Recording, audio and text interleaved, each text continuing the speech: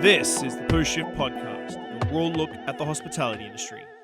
Welcome to another episode of the Post Shift Podcast. I am, of course, your host, Shawn Soole. I have been extremely busy the last couple of weeks. I haven't done a post shift shot in a number of weeks. I think this is my third week without a post shift shot. Well, obviously, this is the post shift shot, so it's been 2 weeks. I've been really busy traveling, getting back used to being back home and stuff like that. In the last couple of weeks, I've come home from Singapore. I've gone to Toronto and Montreal. Toronto was for Toronto Cocktail Week, which I did a seminar, which I really wish I taped. I regret that aggressively, but my computer crapped out of me when I landed in Toronto, and I couldn't do anything about it. So, unfortunately, that didn't get taped. I really wish I did. Then I did a project with Fever Tree, which is going to be coming out shortly. I've paired Western Canadian and BC spirits with the Fever Tree products, which has been a fun project. A lot of whiskey, a lot of gin. Then I went to Montreal, and I worked in Montreal for a bit, doing some work that I'm going to be talking about today. And then, of course, I launched my new book, Great Northern Cocktails, which showcases 150 bartenders from across Canada across Canada. Every province has pretty much got a bartender representation in there. I launched my new swag store, which I'm going to fucking plug hard. Drink local, BC Spirits, my swag store for BC Spirits, my tourism, distillery tourism marketing platform. And I got a few other things up the pipeline that I'm trying to work on right now too. But getting used to being back home has been a big learning curve. I've been working so hard and aggressively in Singapore for 10 weeks, well, on and off for 10 weeks, that coming home and being with family has been a welcome back, but also very difficult to get used to. So going back to Montreal and what I did in Montreal. So it's something that I despised in school. I was in school earlier this year and last year, and I did a whole bunch of new subjects that I've never done before. HR being one of them, human resources. And so it's actually started to become a bit of a breadwinner for me. I've done HR for a couple of companies now, and I'm by far not a HR professional. Like, there's people out there who devote their life to HR. I'm definitely taking what I learned in a HR class, which is a very early stage class, and applying it to restaurants and bars, which I think a lot of people forget about when they start expanding. When we open our first place, you've got your finger in every pie, and you've got your finger in training and systems and all this stuff, and it's a lot of verbal cues on that one, very rarely written down. But then, of course, you open a second place, a third place, a fourth place, a fifth place, and then, of course, that starts expanding. And this is where I've been coming into companies and helping them out with this, because doing simple things. Let's start from top to bottom. Okay, so first off, you should have. This is a number one. I'm going to do a countdown, I suppose. Number one, you should have a job description for every member of your team, whether it be a management, a bartender, a server, a busser, anything. Job description for every single one, so they know exactly what they're going to do when they come in. This is very easy to do. You go to Indeed.ca, you Google job descriptions, and you build out something like that. Something that it's very easy and remedial to do. Then, of course, you do number two, company layout. Now, company layout doesn't seem too much like when you have one restaurant. Once you start building out and start doing 2, 3, 4 restaurants, you need to make sure everybody involved knows exactly who they should be going to ask for.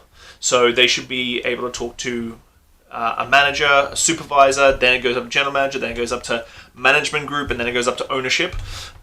These are sort of things that you don't think about, because you've gone from owner of a small little 40-seat place where you can control everything to an owner of 4 places, and all of a sudden shit starts going a little sideways in a few places, and people don't know exactly what they want to do. And so this is where it sort of it falls down really quickly. So group layout and structure is a big one. Then, of course, you've got your systems. And I don't really like to fall HR into this, but training, opening, closing checklists, prep lists, all this sort of stuff, the training aspect is definitely a HR realm. And a lot of the times this training is passed on Chinese whispers between people verbally. And, of course, this causes a whole bunch of issues called the phone booth. I don't want to call it what I used to call it when I was a kid, because it's not exactly PC these days, but phone booth, where you pick up the phone, you repeat something to someone, they repeat it to the next person, and so on and so forth. And so you need to write everything down, and everything down to the very, very, very lowest common denominator, because I think I've talked about this before with training and bringing people on. You might start your business with the very, very, very, very best, but then after a while, they'll move on, they'll evolve, they'll go open their own places, they'll go manage something else that you can't offer them. I had someone ask me the other day about, well, if you get all the best people in the very beginning, why would they leave? I'm like, well, people grow up. People get older. People may not want to manage your place for the rest of their life, and you may not have a position for them to crawl up. So this is something that you need to keep in mind. And so building out these training manuals and giving everybody like the bare minimum. Common sense cannot be taught. I think I've talked about this in training before.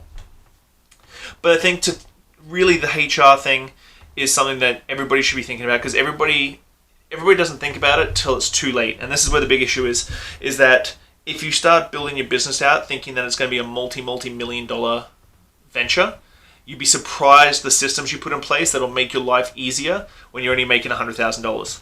And so job descriptions, one, everybody should get a job description, because then you got accountability. No one can say that's not my job, I didn't know that was my job, so on and so forth. Those job descriptions lead on to job postings and building out who you really want to be in your company, which is a big one.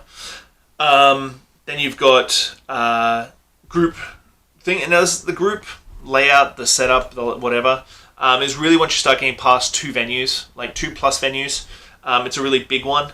And then with your training being the third part, really build out a proper training program that you can then reward people for doing certain levels of training. Bar Smarts, there's a whole bunch out now. Aranas, the Jerry Thomas Project, or is it Jerry in Singapore, based in Singapore, Chris Lau's thing. There's another one that's coming out in the US here. So there's a ton of programs out there that you can do online training, and this is a big one, so that when these people finish up online training, they get a perk. Because at the end of the day, just because they can make more money over the bar and tips is not really a perk in their head. Tips are an intangible thing. Tangibility is sitting down with them and going, hey, I'm going to throw you an extra couple of bucks an hour. You've done really well with this training. Away you go. But this is all big sphere macro thing that if pieces aren't put together in the right way, the whole thing's going to fall down. And that's a big issue. So you've got to really sit down, think about job descriptions, how they fit into your company, how the training is going to build out. So you start people at buses and they move up to senior bartenders or senior servers or supervisors or managers. And these steps, bit by bit by bit, are tedious. And I hate HR I shouldn't say hate HR. I dislike HR. It's not my favorite thing to do, but I've been really diligent and really good about it. So I may as well take my time and train more people on HR. So job descriptions, where they sit in the company, training. Those 3 things, you'd be surprised how quickly you can build your business much more effectively, more efficiently, more happy staff. Everybody knows where they fit in the world. They're all puzzles in a big puzzle that you see the big puzzle.